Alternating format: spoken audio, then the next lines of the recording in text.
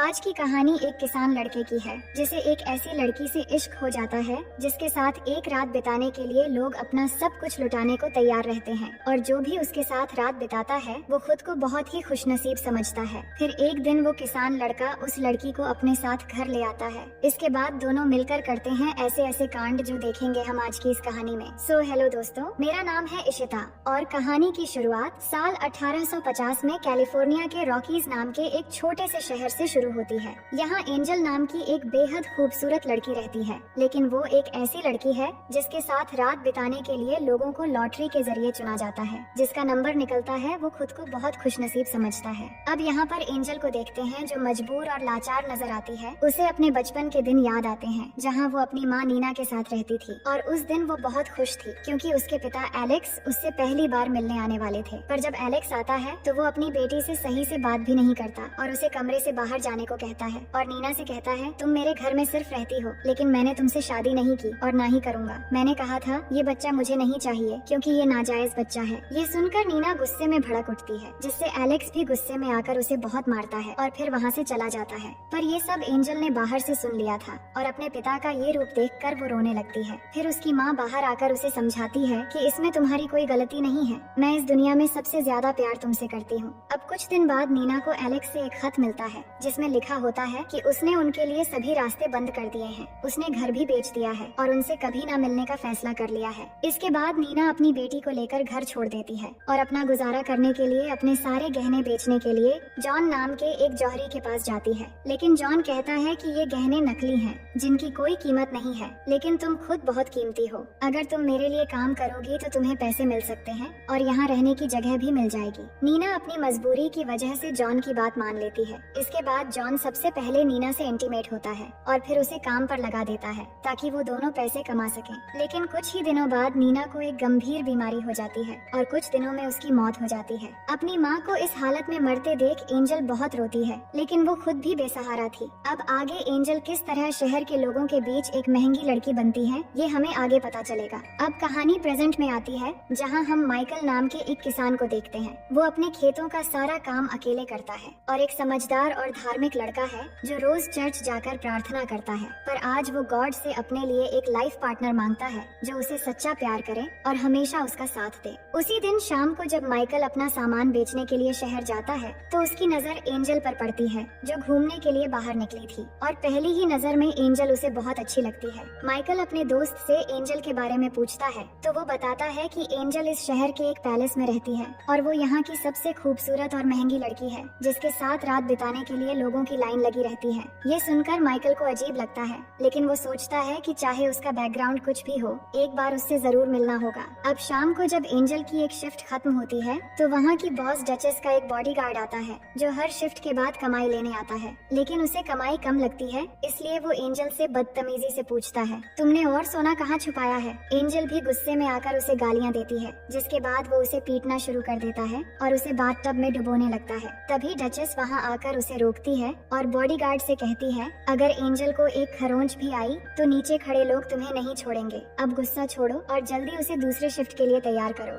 थोड़ी देर बाद एंजल फिर से अपने काम के लिए तैयार होती है और इस बार माइकल उससे मिलने आता है। एंजल उससे पूछती है मैं तुम्हें कैसे खुश कर सकती हूँ, तो वो कहता है मैं तुमसे सिर्फ बात करने आया हूँ, मैं दूसरों की तरह नहीं बल्कि एक किसान हूँ और अपने फार्म पर काम करता हूँ। फिर वो एंजल को शादी का प्रपोजल करता है, लेकिन एंजल ये सुनकर हंस पड़ती है और कहती है ये इस हफ्ते का 5वां प्रपोजल है। मेरे पास ऐसे कई लोग आते हैं जो मीठी मीठी बातें करते हैं। अब माइकल का समय खत्म हो जाता है और एंजल उसे रूम से बाहर निकाल देती है, लेकिन अगले दिन माइकल 2 गुना पैसे देकर एंजल से फिर मिलने आता है। वो एंजल से कहता है मुझे पहली नजर में ही तुमसे प्यार हो गया था और मैं चाहता हूँ कि तुम मेरे साथ चलो, हम शादी करके हमेशा साथ रहेंगे। एंजल उसकी बातों को सीरियसली नहीं लेती है और कहती है तुम अपना पैसा और समय दोनों बर्बाद कर रहे हो, इसलिए मेरे पास आओ और अपना काम खत्म करके यहाँ से चले जाओ। मैं कभी भी हमेशा के लिए तुम्हारी नहीं हो सकती। इतने में माइकल का समय खत्म हो जाता है और फिर से वही बॉडीगार्ड आता है और माइकल को जाने के लिए कहता है। अब आगे माइकल का दोस्त उसे समझाने की कोशिश करता है कि एंजल उसके लिए सही नहीं है, लेकिन माइकल कहता है मैं एक बार और ट्राई करना चाहता हूँ। फिर शाम होते ही फिर से एंजल से मिलने पहुँच जाता है। इस बार वो एंजल को अच्छे से समझाने की कोशिश करता है और कहता है मुझे समझ नहीं आता कि तुम इस नरक जैसी जिंदगी में क्यों रहना चाहती हो। क्या तुम्हें मेरे लिए कुछ भी महसूस नहीं होता या फिर तुम्हारे दिल में कोई फीलिंग्स ही नहीं है। फिर माइकल उसे प्यार से किस करता है और कहता है, क्या अब भी तुम्हें मेरा प्यार महसूस नहीं हो रहा? एंजल जवाब देती है, मैं तुमसे प्यार नहीं करती और ना ही शादी करना चाहती हूँ। तुम बस एक मामूली किसान हो और कुछ नहीं। ये सुनकर माइकल को बुरा लगता है और वो चुपचाप वहाँ से चला जाता है। अब कहानी फिर से एंजल के बचपन में चली जाती है। जब एंजल की माँ का निधन हो गया था, तब जॉन नाम का वो जौहरी एंजल को एक दूसरे शहर में ले गया था। वो उसे बेचने के लिए लाया था, लेकिन वहाँ काम करने वाली सैली नाम की एक लड़की जॉन से रिक्वेस्ट करती है कि इस लड़की को कहीं और ले जाओ, ये जगह उसके लिए सही नहीं है। लेकिन जॉन नहीं मानता और एंजल को बॉस के कमरे में ले जाता है। थोड़ी देर बाद यहाँ का बॉस ड्यूक आता है। फिर जॉन कहता है, इस लड़की को ले लो और मुझे मेरा पैसा दे दो। लेकिन ड्यूक के इशारे पर उसके आदमी जॉन को मार देता है। ये देखकर एंजल डर जाती है, लेकिन ड्यूक कहता है, अब से तुम मेरे लिए काम करोगी। और इस तरह वो एंजल को डरा धमका कर वहाँ रख लेता है। कुछ सालों में जब एंजल बड़ी हो जाती है, तो ड्यूक उसे इस काम में लगा देता है। एंजल के दिल से अब डर नाम की चीज खत्म हो चुकी थी और उसे विश्वास हो गया था कि दुनिया के सारे मर्द एक जैसे होते हैं। लेकिन फिर भी वो मजबूर थी। अब एक दिन वहाँ पर एलेक्स आता है, पर वो नहीं जानता था एंजल उसकी बेटी है। फिर जब एंजल को लेकर कमरे में जाता है, तो वो उसे अपनी सच्चाई बताती है, जिससे एलेक्स को एहसास होता है कि उसी की वजह से उसकी बेटी की जिंदगी बर्बाद हो गई है। इसलिए वो खुद को दोषी मानते हुए आत्महत्या कर लेता है। इसी बीच सैली एंजल को कुछ पैसे देकर वहाँ से भागने में मदद करती है। जब ड्यूक को ये पता चलता है, तो वो गुस्से में सैली की हत्या करवा देता है। एंजल को एक शिप पर बैठते हुए दिखाया जाता है, जिससे वो शहर से दूर जा रही होती है। शिप में कुछ और लड़कियां भी होती हैं जो उससे बातें करती हैं। लेकिन जब एंजल दूसरी शहर रॉकीज में पहुंचती है, तो वो लड़कियां उसे पीट कर बेहोश कर देती हैं और उसके पैसे चुरा लेती हैं। इसके बाद डचेस नाम की एक औरत ने उसे बचाया और अपने पैलेस में लाकर उसे धंधे पर लगा दिया था। अब कहानी प्रेजेंट में आती है, जहाँ एंजल की तबीयत खराब हो जाती है। उसकी दोस्त के पूछने पर वो जवाब देती है कि वो माइकल के बारे में सोचते सोचते कमजोर हो गई है। अब उसने तय कर लिया है कि वो ये काम छोड़ देगी। उसने अपने सारे पैसे डचेस के पास सेफ रखे हुए थे, इसलिए वो डचेस से अपने पैसे मांगने जाती है। लेकिन डचेस कहती है, यहाँ से जाने के बाद तुम क्या करोगी? मैं तुम्हें यहाँ अच्छा खाना, कपड़े और रहने की जगह देती हूँ, बाहर तुम्हें क्या मिलेगा? लेकिन एंजल ने अपना मन बना लिया था। वो कहती है, मेरे पैसे मुझे दे दो।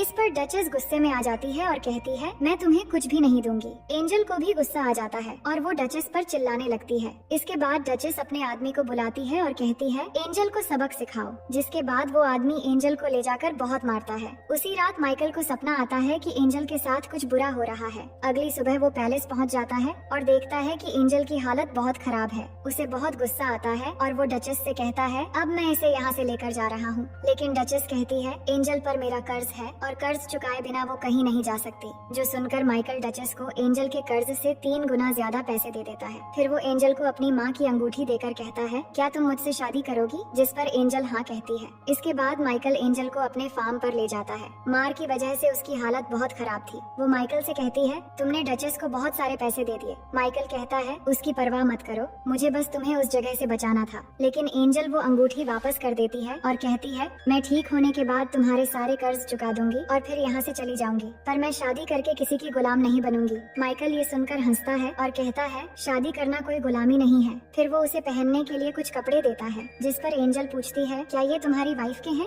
माइकल कहता है, ये मेरी बहन के थे, पर 1 साल पहले उसकी मौत हो गई। अब उसका पति पॉल और मैं यहाँ रहते हैं, लेकिन इस समय पॉल दूसरे शहर में है। इसके बाद एंजल उठने की कोशिश करती है, पर उसकी हालत खराब होने की वजह से वो गिर जाती है। फिर माइकल उसका ख्याल रखने लगता है और इस तरह 3 हफ्ते गुजर जाते हैं, जहाँ एंजल अब ठीक हो चुकी थी। अब रात के समय जब माइकल उसे देखने आता है, तो एंजल उसे अपने पास बुलाती है और कहती है, अब तुम्हारा कर्ज चुकाने का वक्त आ गया है, और माइकल को इंटीमेट होने के लिए कहती है, पर वो मना कर देता है और कहता है, मैंने तुम्हें इसलिए नहीं बचाया था। मैं चाहता हूँ कि मेरे दिल में तुम्हारे लिए जो एहसास है वो तुम्हारे दिल में भी हो, और जब तक ऐसा नहीं होता तब तक मैं तुम्हारे करीब नहीं आऊंगा। दोनों और भी बातें करते हैं। एंजल कहती है, जब मैं छोटी थी तब मेरी माँ गॉड से बहुत प्रार्थना करती थी, लेकिन फिर भी उन्हें नरक जैसी जिंदगी मिली, इसलिए मुझे गॉड पर विश्वास नहीं है। अगली सुबह जब माइकल फार्म में काम कर रहा था, तो एंजल जाकर उससे कहती है, मैं तुम्हारी बीवी वाला काम नहीं संभाल सकती, लेकिन जब तक यहाँ हूँ तुम्हारे साथ फार्म में काम कर सकती हूँ।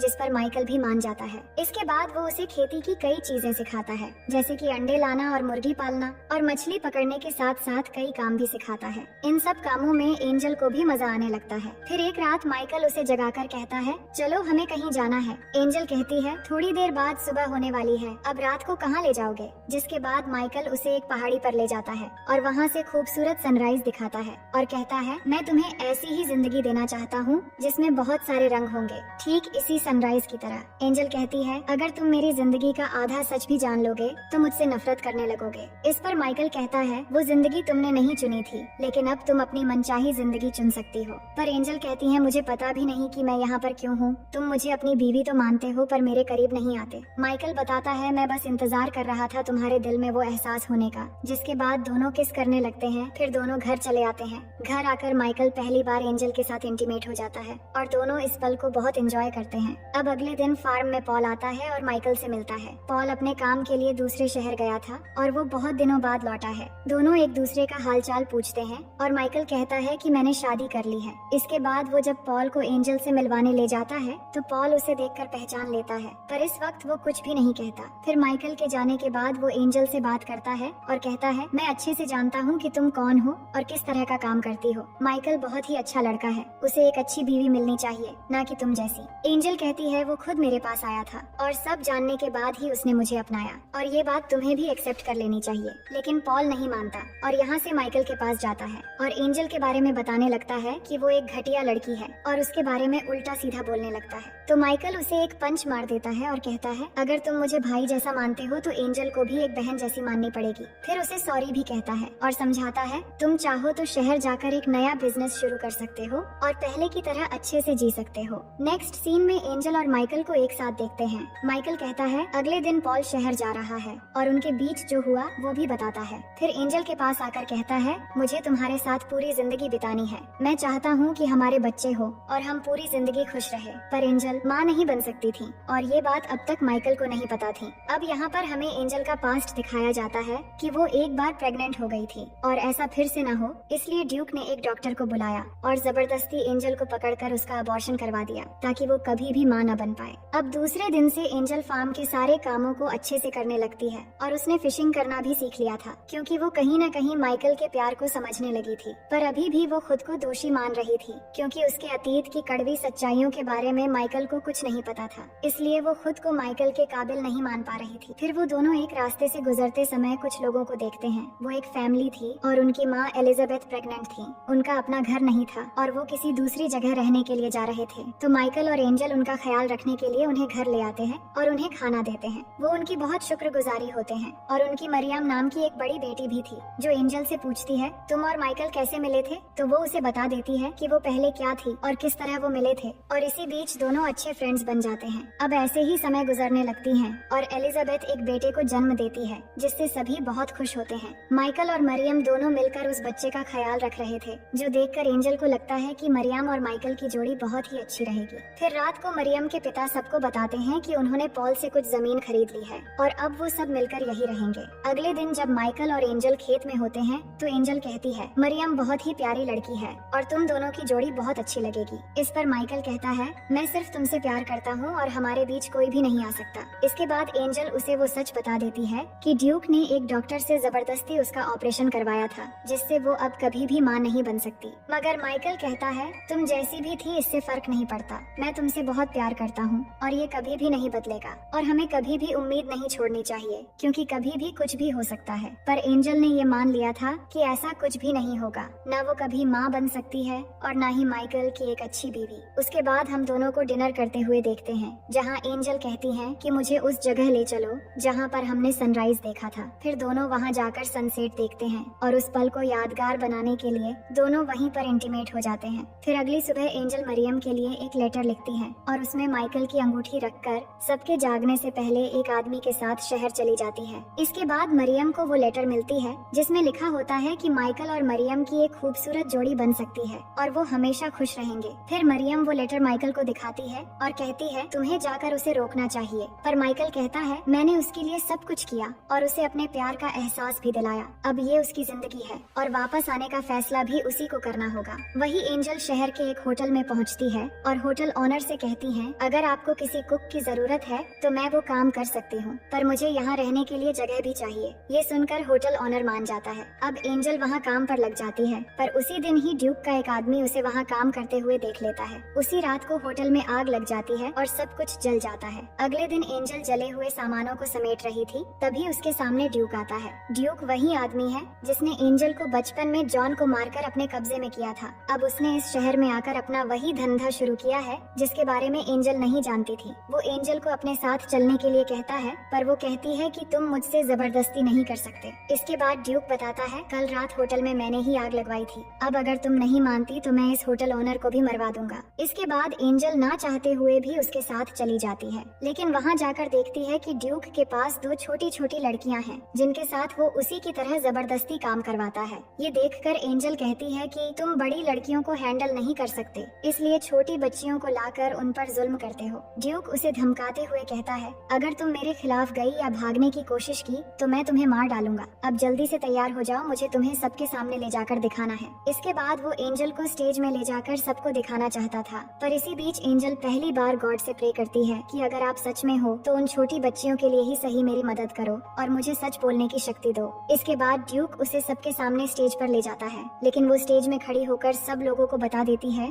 कि किस तरीके से ड्यूक छोटी लड़कियों के साथ जुल्म करता है और अपनी कहानी भी बता देती है। ये सुनकर ड्यूक सबको बताता है कि ये झूठ बोल रही है और स्टेज से एंजल को जबरदस्ती एक कमरे में ले जाता है और वहाँ उसे मार देने ही वाला होता है। तभी ड्यूक का एक आदमी आकर उसे गिरा देता है, क्योंकि वो आदमी ड्यूक के क्रूर तरीके से तंग आ चुका था। इसलिए वो एंजल को भागने के लिए कहता है। अब एंजल जल्दी से उन दोनों बच्चियों के कमरे में जाकर उन्हें बचाकर बाहर भागने लगती है। ये देखकर सभी लोग समझ जाते हैं कि ड्यूक तो सच में एक बेरहम है जो छोटी बच्चियों के साथ जुल्म करता है। जिसके बाद सभी लोग भड़क जाते हैं और ड्यूक को मारने के लिए बढ़ने लगते हैं। ड्यूक भाग रहा होता है, लेकिन सभी लोग उसे चारों तरफ से घेर लेते हैं और उसे पकड़कर फांसी देकर मार डालते हैं। अब आगे इस घटना के 3 साल बाद के समय दिखाया जाता है, जहाँ पर हम पॉल को एक दूसरे शहर में देखते हैं। यहाँ पर अचानक वो एंजल को देखता है, फिर उसका पीछा करते हुए एक बड़े स्कूल में पहुँच जाता है। अंदर जाकर इंक्वायरी करता है तो एंजल उसे मिल जाती है। इसके बाद वो एंजल से पूछता है कि ये सब क्या है और तुम यहाँ पर क्या कर रही हो। एंजल बताती है कि ये एक स्कूल है जहाँ मेरी तरह जो लड़कियाँ नई शुरुआत करना चाहती हैं, उन्हें यहाँ शिक्षा दी जाती है। ये सुनकर पॉल को बहुत अच्छा लगता है। फिर वो माइकल और मरियम के बारे में पूछती हैं, जिस पर पॉल कहता है कि मरियम अब मेरी वाइफ है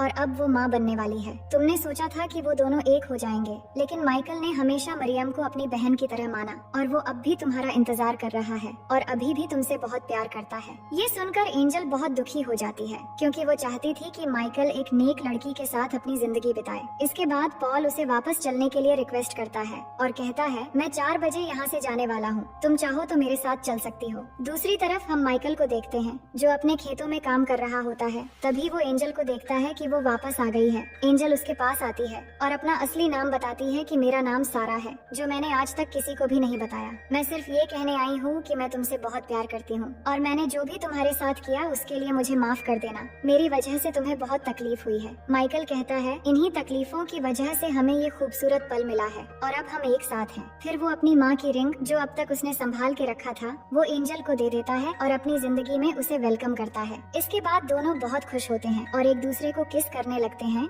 इसके बाद हमें कुछ सालों बाद का सीन दिखाया जाता है, जहाँ माइकल फिशिंग कर रहा था। तभी वहाँ एंजल आती है और हम देखते हैं कि एंजल प्रेग्नेंट है और उनका एक छोटा सा बेटा भी है, यानी कि एंजल अब ठीक हो गई है। और इसी के साथ कहानी यहीं पर खत्म हो जाती है। तो दोस्तों, मैं उम्मीद करती हूँ कि ये कहानी आपको बेहद पसंद आएगी।